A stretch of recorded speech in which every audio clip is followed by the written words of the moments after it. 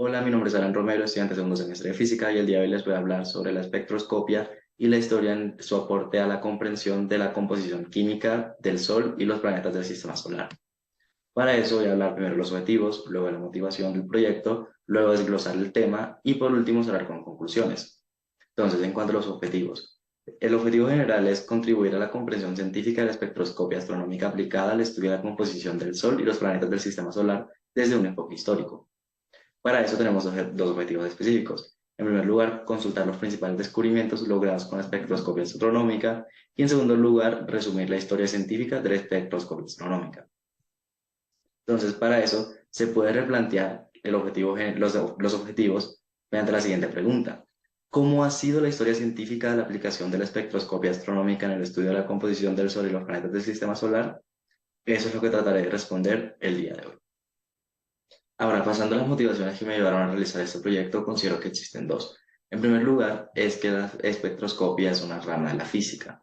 Por lo tanto, como estudiante de física, aprender sobre esta no solamente es parte de mi proceso de formación, sino que a la vez podría ofrecerme un énfasis profesional dentro de mi proyecto académico. Y en segundo lugar, es que, como apasionado de la astronomía, considero que la espectroscopia es uno de los métodos más eficaces que existe para acercarnos cada vez más a esos diminutos puntos que en el cielo que están demasiado lejos de nosotros, gracias a que los caracteriza sin necesidad de tener que viajar hasta allí. Ahora seguimos con la historia de la espectroscopia. Justamente esta comenzó a finales del siglo XVII con Isaac Newton y su estudio exhaustivo del fenómeno de la difracción de la luz. Pero no fue hasta 1814 cuando se inventó el primer espectroscopio moderno, el cual combinaba un prisma, una rendija de difracción y un telescopio para que así se incrementara la resolución del espectro que se obtenía al difractar la luz.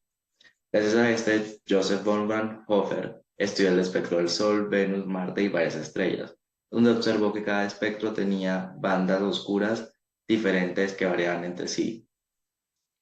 Estas líneas eran las conocidas como bandas de absorción. Luego no fue hasta 1876 que se inventó el primer espectrógrafo, el cual utiliza una película fotográfica para detectar y reproducir los espectros que se obtenían al utilizar un espectroscopio. De esta manera se obtenían imágenes de mucha mejor resolución. Y con esto fue que comenzó a generalizarse el uso del espectrógrafo. Sin embargo, no fue hasta la segunda mitad del siglo XX que comenzó a avanzar la comprensión de la composición química del Sol y los planetas del sistema solar. Esto comenzó en los años 70 con Venus y el Sol, a los cuales se han enviado desde entonces sondas equipadas con espectrógrafos. Luego se sumó en el año 2000 Marte, y no fue hasta 2003 que se obtuvo por primera vez una composición química detallada de Venus, del cual se sabe que se compone en su mayoría de oxígeno, una parte de carbono y pequeñas cantidades de otros gases. Sin embargo, existen otros planetas que no han sido tan explorados por sus distancias alejadas de la Tierra. Ese es el caso de Júpiter, del cual gracias a la sonda Galileo se sabe que se compone en su mayoría de hidrógeno y pequeñas cantidades de helio y otros gases. Luego fue en 2009 que se realizó un estudio exhaustivo a los espectros medidos desde los años 70 y con eso se sabe que el Sol se compone en su mayoría de hidrógeno, una parte de helio y del resto de otros gases en menores cantidades. Luego se encuentra el caso de Marte, el cual también se realizó un exhaustivo análisis y se constató que ahora se compone de oxígeno en su mayoría y también de silicio, hierro y otros metales. Luego está el caso de Urano, el cual solamente ha sido analizado por la sonda Voyager 2 y se sabe que, aún así, utilizando observatorios en Tierra, como el caso de la ESO, se sabe que se compone en su mayoría de hidrógeno, una parte de helio y menores cantidades de otros elementos. Lo mismo ocurre para el caso de Neptuno, del cual se sabe que se compone en su mayoría de hidrógeno, una parte de oxígeno, una parte de helio. Luego existe el caso de Mercurio, el cual solamente ha sido analizado de cerca por la sonda Mariner 10 y por Messenger.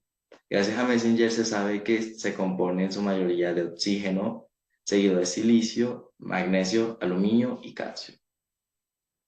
Luego existe el caso de Saturno, el cual gracias a la misión Cassini-Huygens se sabe que se compone en su gran mayoría de hidrógeno y una Por último, pasamos a las conclusiones. En primer lugar, se puede caracterizar la historia de la espectroscopia como una que tuvo inicios lentos, pero que luego creció exponencialmente hasta consolidarse como una rama de la física, ya que si bien aunque pasaron 100 años entre los inicios de la espectroscopia y el desarrollo del espectroscopio, en los últimos años se han logrado grandes avances en esa rama de la física. En segundo lugar, paradójicamente, a pesar de este reciente crecimiento exponencial, no han pasado más de 20 años desde que se logró la primera descripción exhaustiva de la composición química de un planeta del sistema solar, lo que indica que aún tenemos mucho trabajo por hacer. Y un detalle es que precisamente el telescopio James Webb es el que está actualmente realizando también estudios espectroscópicos de los planetas del sistema solar y no solo del resto de las estrellas, lo que mantiene optimistas sobre el futuro de esta rama de la física. Y en tercer lugar, se nota evidentemente que el hidrógeno y el helio son los elementos más abundantes del sistema solar, tanto en el Sol como en la mayoría de sus planetas. Y otro detalle es que para el caso de los planetas rocosos y también Neptuno, el oxígeno está presente en una cantidad considerable, mientras que para el resto de gigantes gaseosos existen gases en pequeñas concentraciones, pero que varían de un planeta a otro. Muchas gracias.